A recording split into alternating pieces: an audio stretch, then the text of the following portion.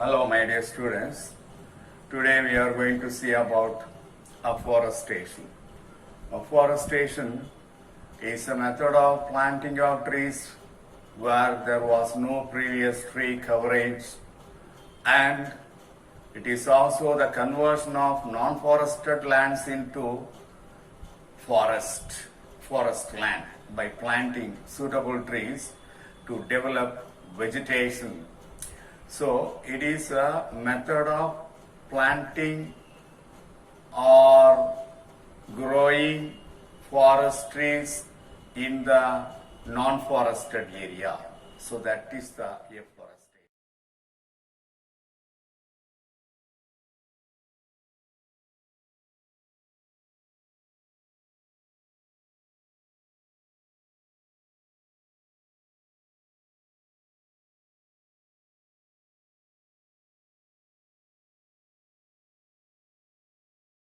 For example, afforestation in the slopes of dam. In the dams on the slope, if we grow, and that is very beneficial to us, that will reduce the water runoff, soil erosion, that will reduce the soil erosion, and also that will reduce the siltation process. And it can also provide carbon sequestration and water retention. Automatically, carbon sequestration will be increased more by planting a number of trees in the non-forested area, in the barren land, that is.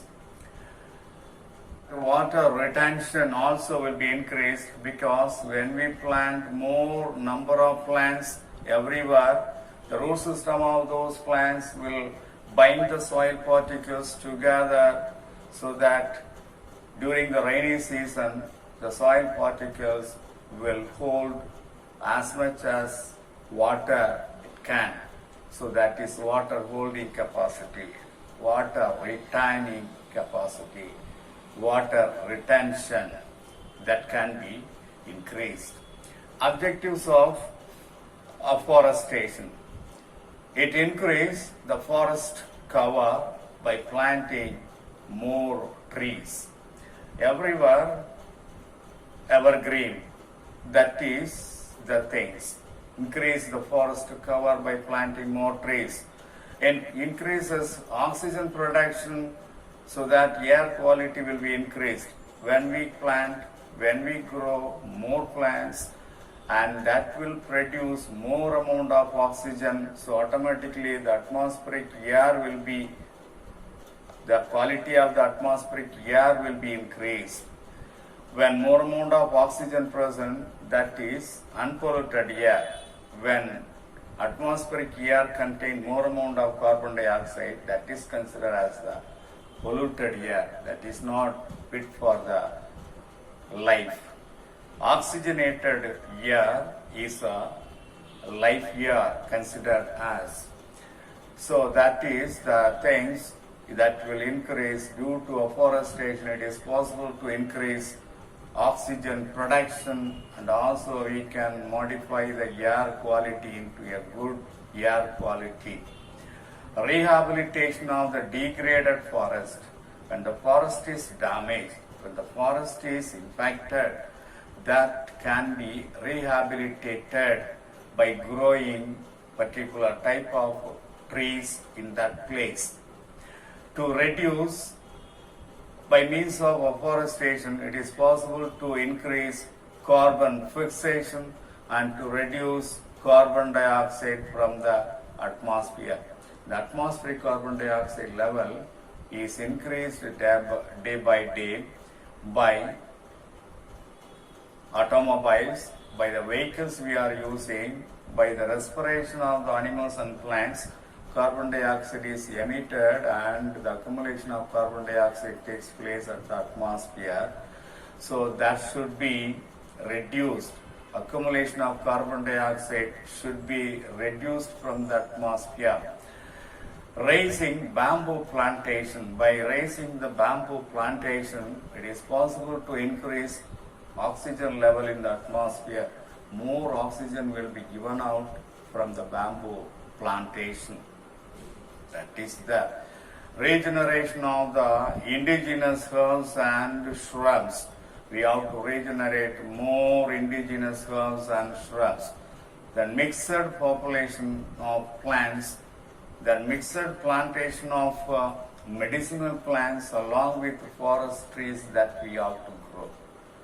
When we are planting the forest trees, along with forest trees, we have to plant medicinal plants also that will be helpful in later use.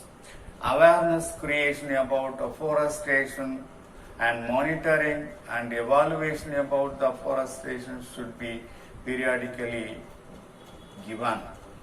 To increase the level and availability of the water table or groundwater, this is the only method. Afforestation is the only method.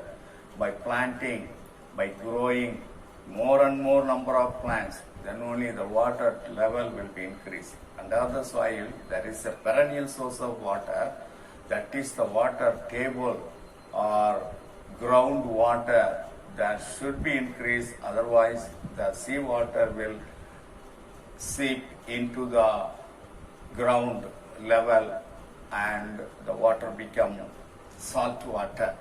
So to increase the level and availability of water table or groundwater, to reduce nitrogen leaching in the soil. Say, nitrogen will increase the soil fertility. We have to increase the nitrogen content in the soil. The leaching of the nitrogen can be reduced by growing more and more plants. And the nitrogen contamination of the drinking water also can be reduced by planting more number of trees. Then, to create natural aided artificial generation of the plants is possible through afforestation. Come to the achievements of afforestation. Degraded forests were restored, community assets were established. What are the community assets? Overhead tanks, borewells, hand pumps, community halls, libraries, etc., etc. They are considered as a community assets. The community assets were established. Environmental and ecological stability can be maintained by afforestation. Conserved biodiversity, we can conserve it, and wildlife, along with biodiversity, wildlife and genetic resources also can be conserved. Conservation of biodiversity, conservation of wildlife, and conservation of genetic resources is possible only through this afforestation. The involvement of community in the forest management, especially participation of the women, can be encouraged by this afforestation method. So that is the things, these are all the achievements. More women participated in the afforestation program. So that is the involvement of community, especially women, in forest management. Come to the forest man of India.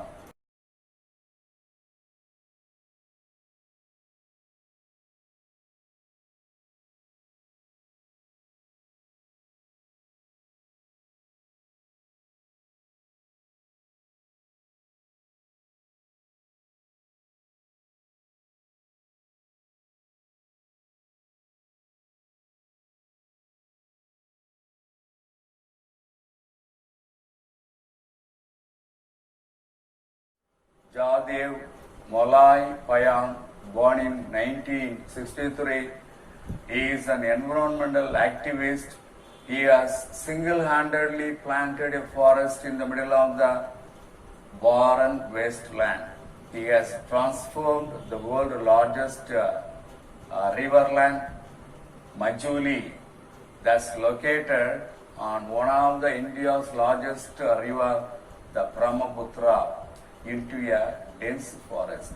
He converted Majuli, the river island, into a dense forest.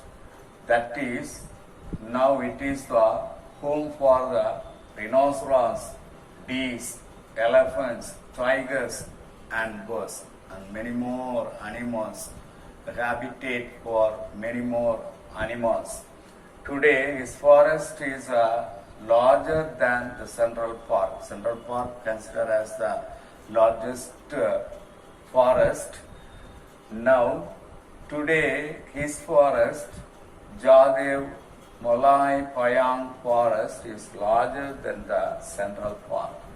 Former Vice Chancellor of Jawaharlal Nehru University, Sudhir Kumar Sopre, named Jadev Payang as Forest Man of India.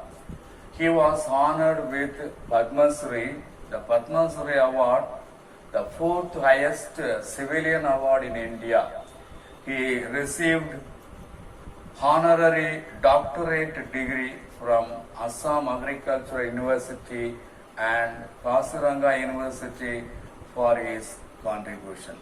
So that's all about today's topic. Today we have seen about afforestation in general, objectives of afforestation, achievements of afforestation, and the forest man of India. That's all.